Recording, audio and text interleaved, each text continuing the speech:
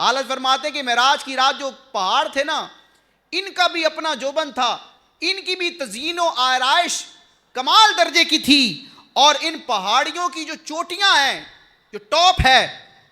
اس کا بھی جاہ و جلال اپنے عروج پر تھا۔ تزئین کہتے ہیں زیب و زینت کو، سنگھار کو، اور اسی طرح ناز و تمکین کا مطلب ہوتا ہے شان و شوکت، وجاہت۔ تو اعلیٰ فرماتے ہیں کہ پہاڑیوں کا وہ حسن تزئین، کائنات میں موجود پہاڑیوں کا حسن عجب نرالا تھا، اور ان پہاڑیوں کی جو چوٹیاں تھیں نا، ان کی اونچائی اور بلندی کی اپنی ہی شان اور جلال اور وجاہت تھا۔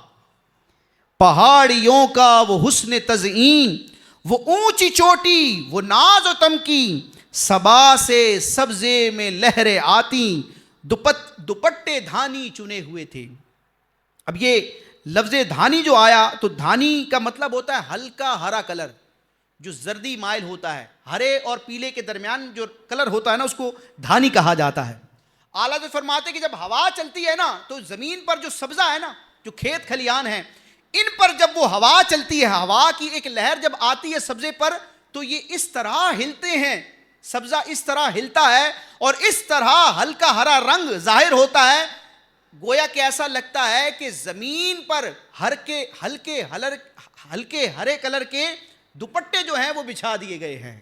ہلکے ہرے کلر کا اگر دوپٹہ بچھا دیا جائے تو بڑا خوبصورت لگتا ہے۔ تو اعلیٰ فرماتے صبا کہتے ہیں ہوا کو، صبا سے،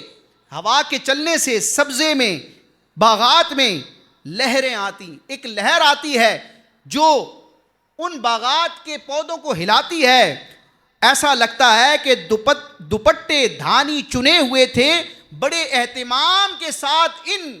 کھیتوں پر، ان باغات پر ہرے رنگ کی، ہلکے ہرے رنگ کی نورانی چادر بچھی ہوئی ہے۔